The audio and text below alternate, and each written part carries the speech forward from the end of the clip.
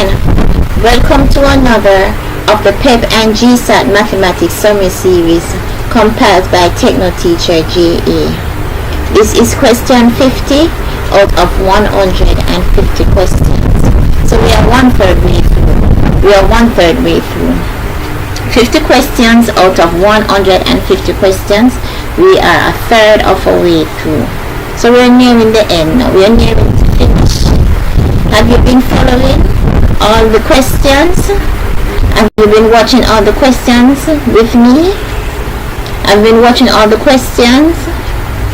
You should, if you are not versed on mathematics. Okay, you should watch them. They are very detailed and they start from the introduction and explain everything step by step from the basics. So you should watch all my maths videos if you are not versed on mathematics. If you are not good on mathematics, you should watch all my mathematics videos.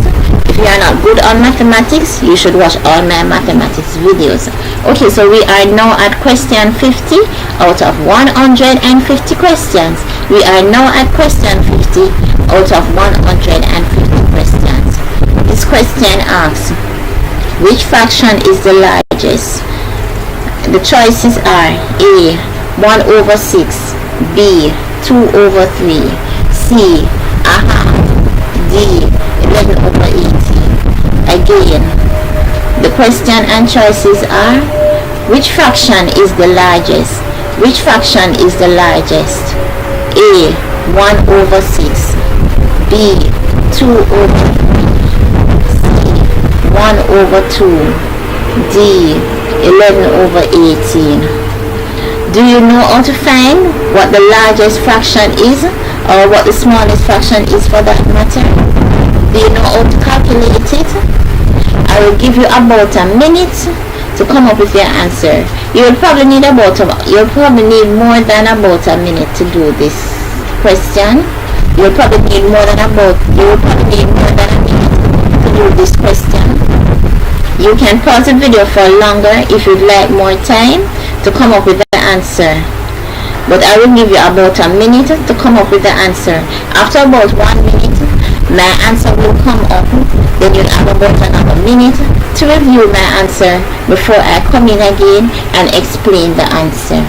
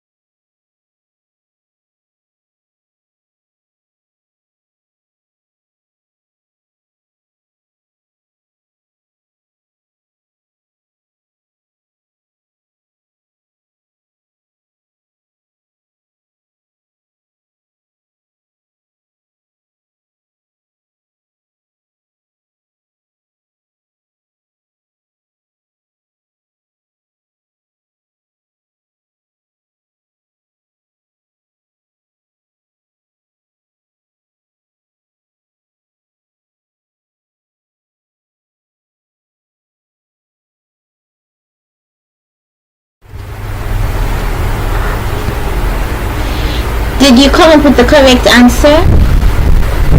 Did you find which fraction is the largest? Okay, how do we find which fraction is the largest?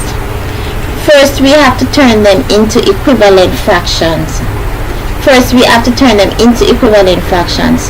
not just equivalent fractions, we have to turn them into equivalent fractions with the same denominator. Again, we have to turn them into equivalent fractions with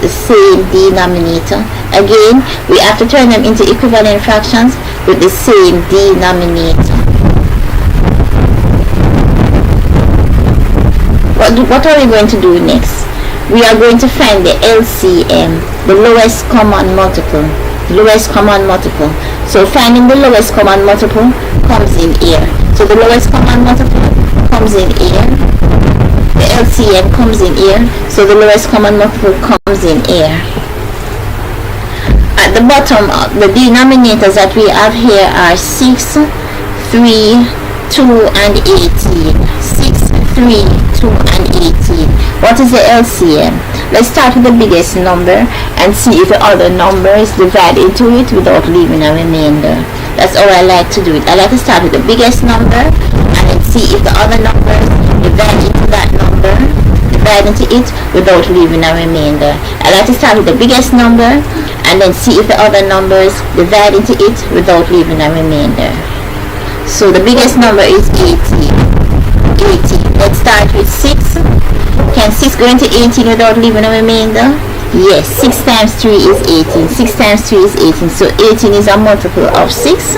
18 is a multiple of 6. So we can maybe use 18. Let's check 3. Can 3 go into 18 without leaving a remainder? Yes, 3 can go into 18 without leaving a remainder. 3 goes into 18 6 times without leaving a remainder because 3 times 6 is 18. 3 times 6 is 18. So 3 goes into 18 without leaving a remainder. So 3 is a factor of 18 or 18 is a multiple of 3. So maybe we can use 18. Let's check again. Let's check 2. Can 2 go into 18 without leaving a remainder? Yes, it certainly can. 2 times 9 is 18. 2 goes into 18 9 times. 2 goes into 18 9 times without leaving a remainder. So 2 times 9 is 18. 2 times 9 is 18. So 18 is a multiple of 2. 18 is a multiple of 2. Or 2 is a factor of 18. 2 is a factor of 18. So therefore 18 is the lowest common multiple. 18 is the LCM. 18 is the LCM. 18 is the lowest common multiple. 18 is the lowest common multiple. Now let's turn them into equivalent fractions with the same denominator. With the denominator of what? 18. Denominator of 18. Let's turn all these fractions into equivalent fractions with the denominator of 18. Again, let's turn all these fractions into equivalent fractions with the denominator of 18. Okay, let's start with the 6. What do we multiply 6 by to make it into 18? 6 times 3. 6 times 3 make 18. So whatever you multiply the denominator by, you have to multiply the numerator by the same number. Whichever number that you multiply the denominator by, you have to multiply the numerator by the same number. So 6 times 3 is 18. So therefore 1 times 3 is 3. 1 times 3 is 3. So 1 over 6 becomes 3 over 18. 1 over 6 becomes 3 over 18. The next one, 2 over 3. 2 over 3. What do we multiply 3 by to make it into 80? 3 times what make 18? 3 times what make 18? 3 times 6 make 18. 3 times 6 make 18. 3 6 is 18. 3 6 is 18. So 3 times 6 make 18. 3 times 6 make 18. So we are going to multiply the denominator and the numerator by the same number. So we multiply 3 by 6. So what are we going to multiply 2 by? 6. Yes, we are going to multiply 2 by 6. So 3 times 6 is 18. So therefore 2 times 6 is 12. 2 times 6 is 12. Again, 3 times 6 is 18. So 2 times 6 is 12. 2 times 6 is 12. 2 over 3 becomes 12 over 18. 2 over 3 now becomes 12 over 18. 2 over 3 becomes 12 over 18. And for the last one, 1 over 2 becomes what? 2 times what make 18? 2 times what make 18?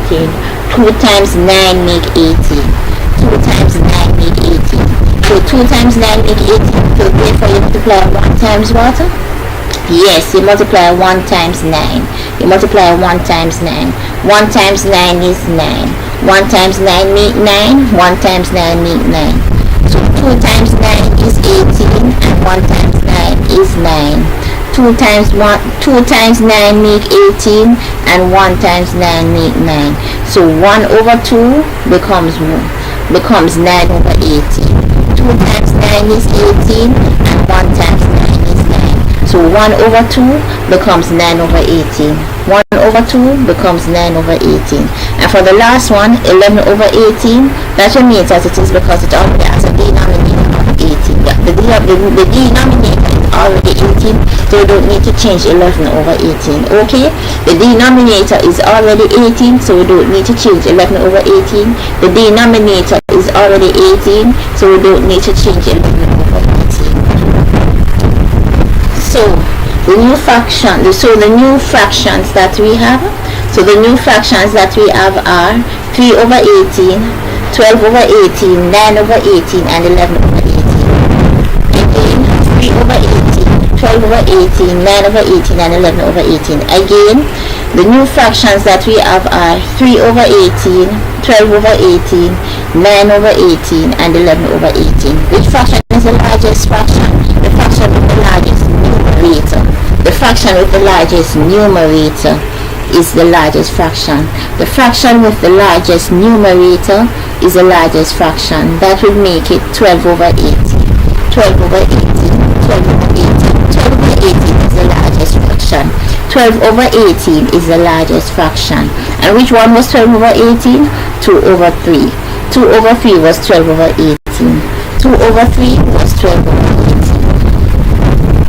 So the largest fraction then is 2 over 3. The largest fraction is 2 over 3. That makes it B. Again, the question and answer is, which fraction is the largest? The answer is 2 over 3. Again, which fraction is the largest? Well, let me read the choices in this case. Which fraction is the largest? Which fraction is the largest? So I will read the choices in this case. Which fraction is the largest? Which fraction is the largest? A. 1 over 6. B. 2 over 3. C. 1 over 2. D. 11 over 18. The answer is 2 over 3. Again, the question and answer. Which fraction is the largest? A. 1 over 6. B. 2 over 3. C. 1 over 2. D. 11 over 18. The answer is 2 over 3. 2 over 3. Okay, so I'll give you about another minute to review my question again and review my answer. But you will probably need more than 1 minute to review it. If you need more than 1 minute, you may pause the video and resume it to continue the video. So I am going to give you about 1 minute to review my question and my answer, and to make sure that you understand both the question and the answer.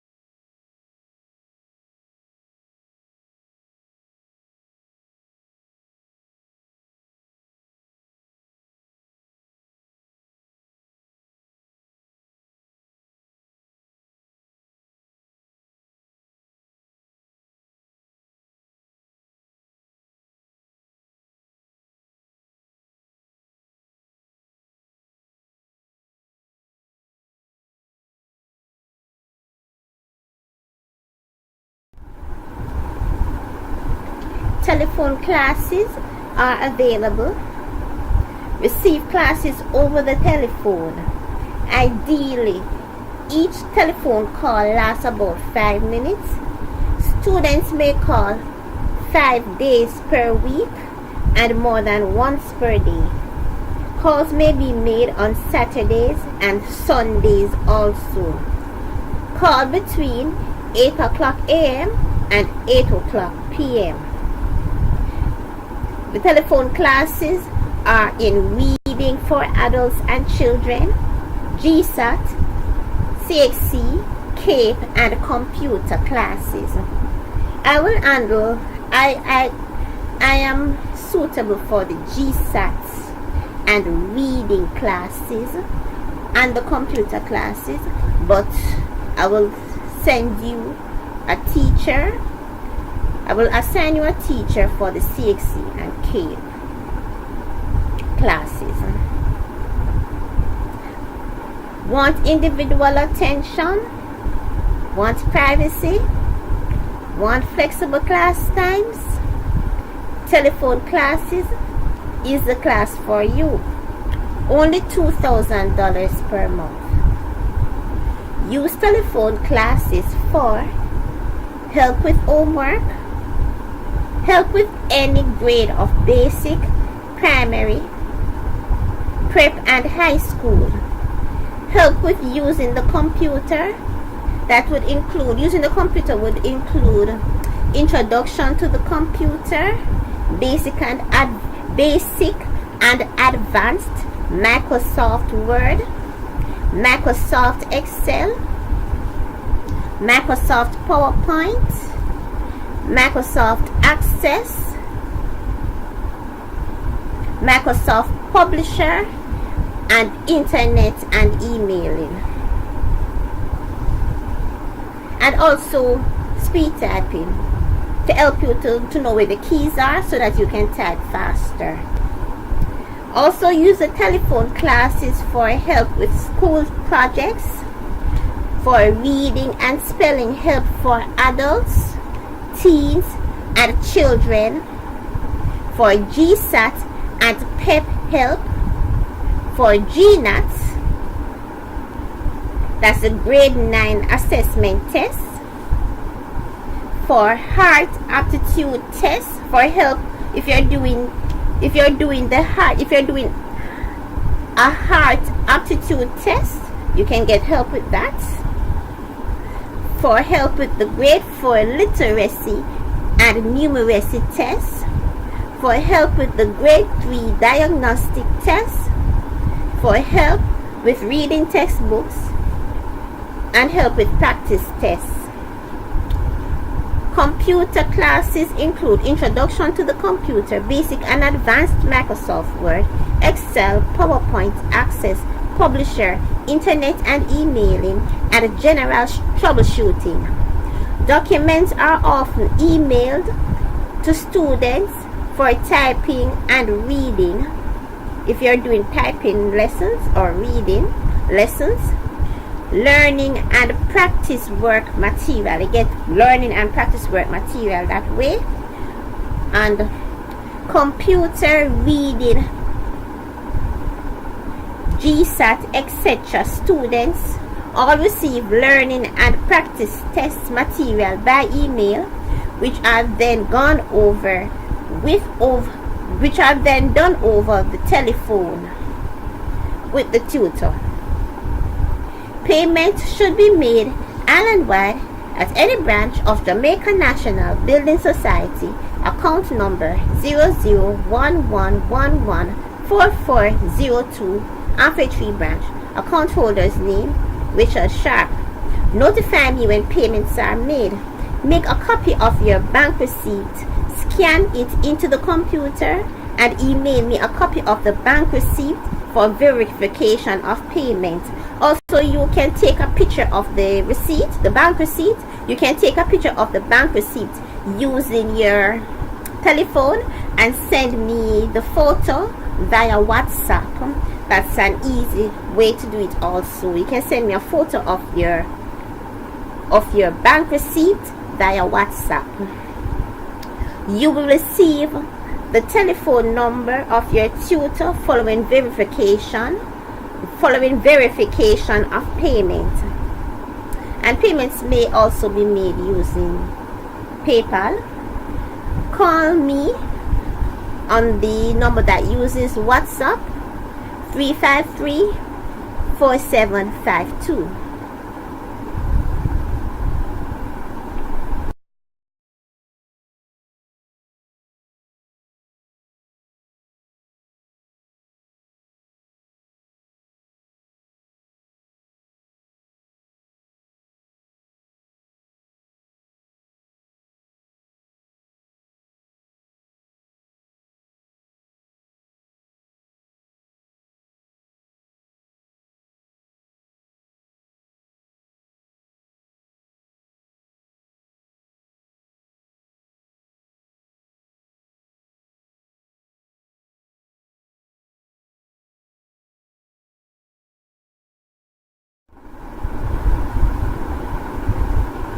And don't forget that these GSAT tests are also suitable for primary exit profile, PEP.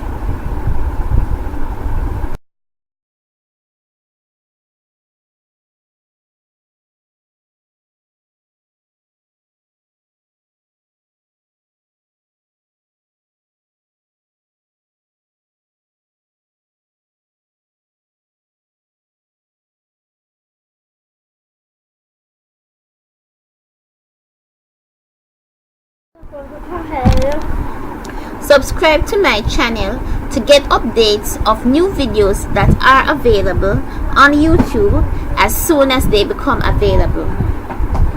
So go ahead and click that subscribe button.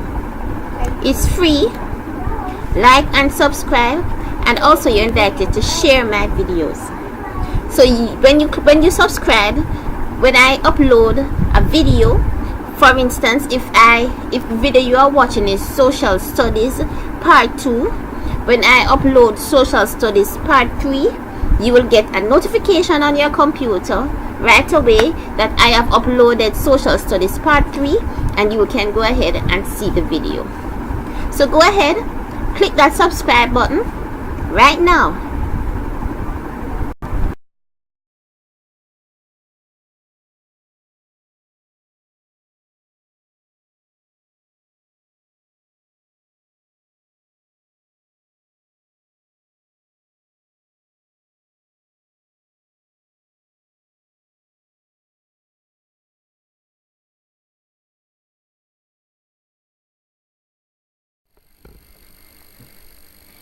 Thank you for watching. You should watch these GSAT videos over and over again until you know them from memory. Repetition is important. You can always message me if you have any questions or need further help using my email address, my Facebook page, or the telephone numbers that are shown on the screen. So bye bye for now. Bye bye.